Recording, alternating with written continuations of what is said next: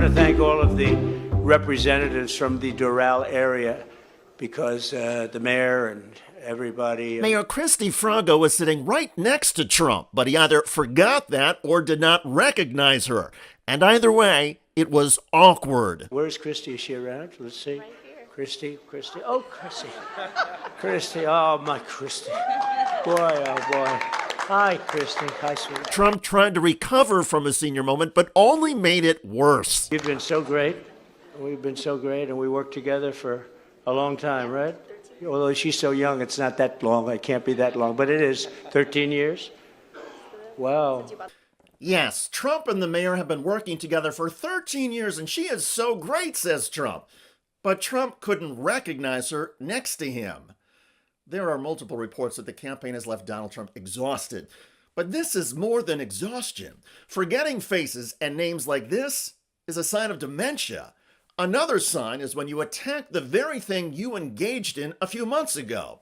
In North Carolina this week, Donald Trump blasted critics who have spoken out against the judge in his Florida documents case. If they start screaming about the judge is no good and this one's no good and they're slow and they're lousy judges and the judge should be impeached and all of this crap when you have a brilliant judge, I really believe it's illegal what they do. And I know there's some great lawyers in the room. You ought to look at it because what they do is so obvious.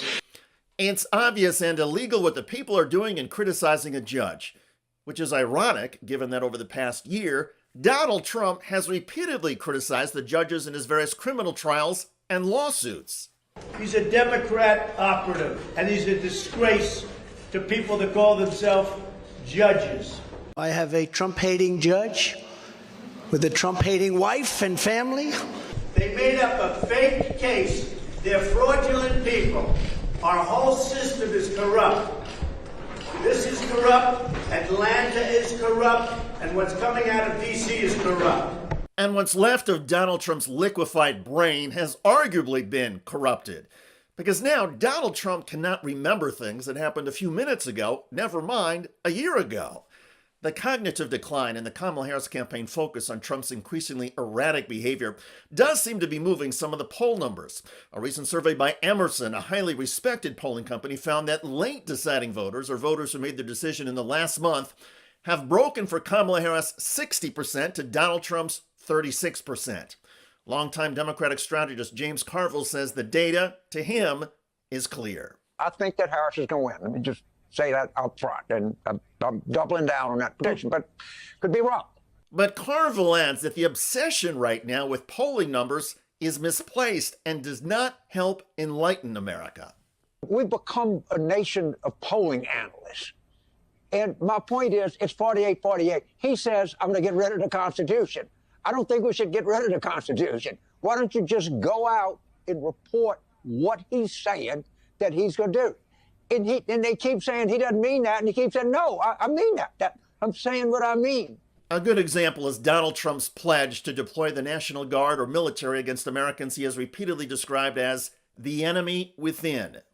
It's the enemy from within, all the scum that we have to deal with. And then we have the enemy from within. And the enemy from within, in my opinion, is more dangerous than China, Russia. It is the enemy from within, and they're very dangerous. They're Marxists and communists and fascists. Republican congressional leaders, including House Speaker Mike Johnson, insist that Donald Trump is not referring to political critics or rivals. What he's talking about is marauding gangs of dangerous, violent people who are destroying public property. No, he's talking about using the National Guard and the military to keep the peace in our streets. In the summer of 2020, that my Democrat colleagues call the summer of love, it was crazy. It was mayhem, and Democratic progressive mayors and governors allowed it to go on. Marauding gangs causing mayhem. Except that Donald Trump himself was asked what he meant by enemies within and stated, he is talking about Democrats, including House lawmakers Nancy Pelosi and Adam Schiff. I use a guy like Adam Schiff because they made up the Russia hoax. It took 2 years to solve the problem. Absolutely nothing was done wrong, et cetera, et cetera. They're dangerous for our country. We have China, we have Russia, we have all these countries. If you have a smart president, they can all be handled. The more difficult are, the Pelosi's, these people, they're so sick. And so Donald Trump is telling us, at least in his more lucid moments, that he does intend to use the military and law enforcement to round up his political enemies, to target Democrats. And if Trump wins the election, he's going to be able to say, I told everybody I was going to do this. I have the legitimacy of an election behind me. I'm going to start cracking down on dissent, on the enemies from within. And if Donald Trump somehow forgets that he planned to do that, he will have plenty of Trump lizard people around him to remind him to target Democrats and everybody else who says things that MAGA world does not like. Now, I hear some of you saying, oh, come on, Donald Trump doesn't really mean what he says. He has always used extreme rhetoric to get attention. Okay, but is that the risk America wants to take? Are we willing to put the Constitution in jeopardy on the hope that Donald Trump will abide by the Constitution? And even if Donald Trump is briefed on the Constitution and amendments like the First Amendment freedoms, is Donald Trump going to remember what they say and what it stands for? Or is he going to forget? As Kamala Harris keeps pointing out, Trump's cognitive skills are getting worse. When he does answer a question or speak at a rally, have you noticed he tends to go off script and ramble?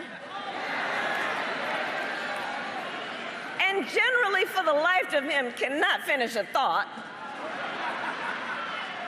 And he has called it the weave. But I think we here will call it nonsense.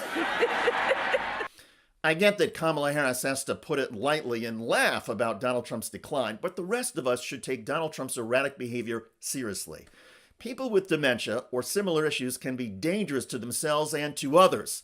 Donald Trump would be dangerous to America and the world, and that's even if he remembers certain things about the world around him. But Donald Trump's decline is intensifying, and now he cannot seem to remember the people he has worked with who are sitting right beside him. Amnesia, dementia, and extreme narcissism would be a horrible combination in anybody. It would be even worse, and Trump would be even worse, back in the White House. By the way, some Nazi Trump voters recently got drenched and humiliated. Hail Trump! Hail Trump! Off the coast of Dural, Florida, those are self-proclaimed Nazis. Ex-user Leslie Abravanel took this photo and wrote, near Palm Beach right now, all Nazis are Trump voters. Sickening. Hail Trump! But the voters in front have had enough.